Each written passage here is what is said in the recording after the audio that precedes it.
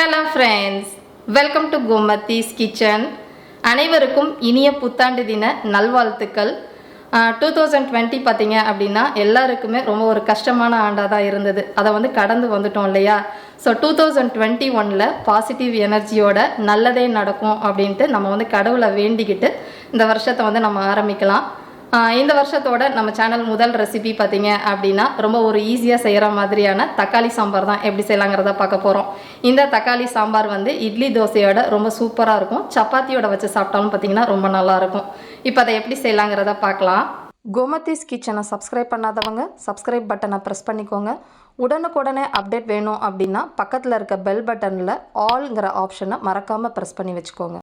இப்போ இந்த சாம்பார் செய்கிறதுக்குன்னு பார்த்தீங்கன்னா தக்காளியை நம்ம குக்கரில் வேக வச்சுக்கலாம்.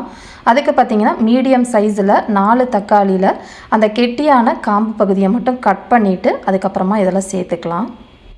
இதோடவே பார்த்தீங்க அப்படின்னா 2 பூண்டு பல்லையும் சேர்த்துக்கோங்க. இந்த சாம்பாருக்குன்னு பார்த்தீங்கன்னா ஒரு 10 சின்ன வெங்காயம் வேக வைக்கிறப்ப சேர்த்துக்க போகிறோம்.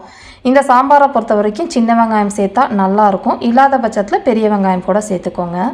கூடவே பார்த்தீங்க அப்படின்னா 1லேருந்து 1.5 டேபிள் ஸ்பூன் அளவுக்கு சாம்பார் பொடி, அப்படி இல்லைன்னா குழம்பு பொடி வச்சுருந்திங்கன்னா அது கூட சேர்த்துக்கலாம். இது இல்லாத பட்சத்தில் 1 டீஸ்பூன் மிளகாய்த்தூள், 2 டீஸ்பூன் மல்லித்தூள், கொஞ்சம் மஞ்சத்தூள் சேர்த்துக்கோங்க.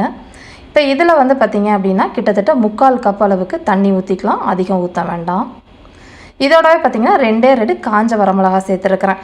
என்னோடய சாம்பார் பொடியில் காரம் அதிகமாக இருக்காது, அதுக்காக நான் வரமிளகா 2 சேர்த்துருக்கிறேன். இது எல்லாம் நல்லா கலந்துட்டு குக்கரில் பார்த்தீங்க அப்படின்னா நம்ம ப்ரெஷர் வச்சு இதை வேக விட்டுக்கலாம்.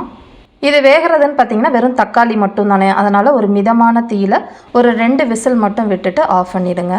இப்போ பார்த்தீங்கன்னா ப்ரெஷர்லாம் நல்லா ரிலீஸ் ஆனதுக்கப்புறமா நம்ம குக்கரை ஓப்பன் பண்ணி பார்த்துடுவோம். தக்காளி நல்லா குழஞ்சி இந்த அளவுக்கு வெந்து வந்திருக்கும். இப்போ நம்ம இந்த தக்காளியெல்லாம் அரைக்கணும். அதுக்கு என்ன பண்ண போகிறோன்னா அதில் இருக்கிற தண்ணி எல்லாத்தையுமே இந்த மாதிரி இருத்து எடுத்துருங்க. தண்ணியோடு போட்டு நம்ம மிக்சியில் அரைக்கிறப்ப தெளித்து வெளியில் வந்துடும். அதனால் இப்போ வெறும் இந்த தக்காளியை மட்டும் எடுத்து நல்லா ஆற வச்சுட்டு மிக்சியில் நைஸாக அரைச்சிக்கலாம். இந்த தண்ணி நம்ம சாம்பார் செய்கிறப்ப ஊற்றிடுவோம். இப்போ இதை அரைச்சதுக்கப்புறமா நம்ம குழம்பு செய்ய ஆரம்பிக்கலாம். இப்போ இந்த சாம்பார் செய்கிறதுக்குன்னு பார்த்திங்கன்னா ஒரு பாத்திரத்தில் 1 டீஸ்பூன் போல் எண்ணெய் சேர்த்துக்கோங்க. எண்ணெய் காஞ்சதுக்கப்புறமா ஒரு 1/4 டீஸ்பூன் அளவுக்கு கடுகு, ஒரு 1/4 டீஸ்பூன் அளவுக்கு சீரகம் சேர்த்துக்கலாம். இப்போ போட்டிருக்கிற கடுகும் சீரகமும் நல்லா பொரிஞ்சு செவக்கட்டும். அதுக்கப்புறமா ஒரு 1/4 டீஸ்பூன் அளவுக்கு பெருங்காய பொடியாக சேர்த்துருக்குறேன். பெருங்காயம் கட்டியாக வச்சுருந்தீங்கன்னா ஒரு சின்ன சைஸ் போட்டு அதை நீங்கள் பொரிய விட்டுருங்க. இப்போ எல்லாமே பொரிஞ்சு செவந்ததுக்கப்புறமா 10 சின்ன வெங்காயத்தை பொடியாக கட் பண்ணியிருக்கிறேன். கொஞ்சம் கருவேப்பிலை இலைகள் சேர்த்துக்கலாம்.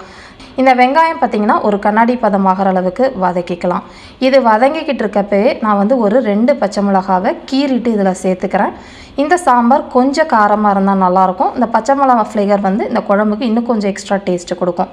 இப்போ இது எல்லாமே போட்டு இந்த அளவுக்கு வதங்கி வந்ததுக்கப்புறமா ஆற வச்ச தக்காளியை மிக்சியில் அரைக்க சொன்னேன் இல்லையா, அதை இதில் சேர்த்துக்கோங்க.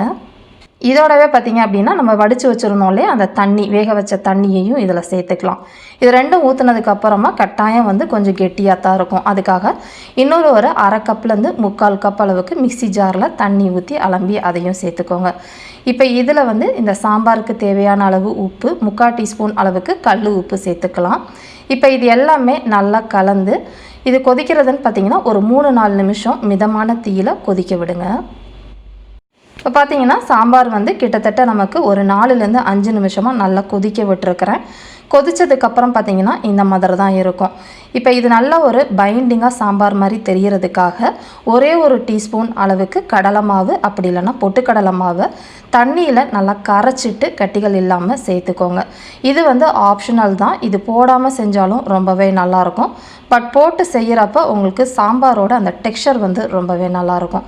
இது ஊற்றினதுக்கப்புறமா ஒரு 2-3 நிமிஷம் மட்டும் நல்லா கொதிக்க விட்டுருங்க.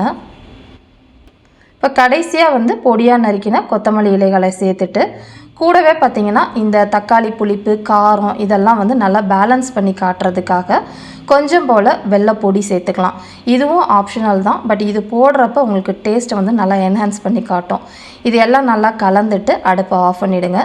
ரொம்ப சூப்பரான ரொம்ப ஒரு டேஸ்டான தக்காளி சாம்பார் ரெடி ஆகிடுச்சு. இதே மாதிரி அளவுகளோட இந்த சாம்பாரை செஞ்சு பார்த்துட்டு எப்படி இருக்குங்கிறத கமெண்ட் பண்ணுங்கள். வீடியோ பிடிச்சிருந்தாலும் கமெண்ட் பண்ணுங்கள், லைக் பண்ணுங்கள். மறக்காமல் கோமதிஸ் கிச்சன் சேனலையும் சப்ஸ்கிரைப் பண்ணி வச்சுக்கோங்க. தேங்க்ஸ் ஃபார் வாட்சிங்.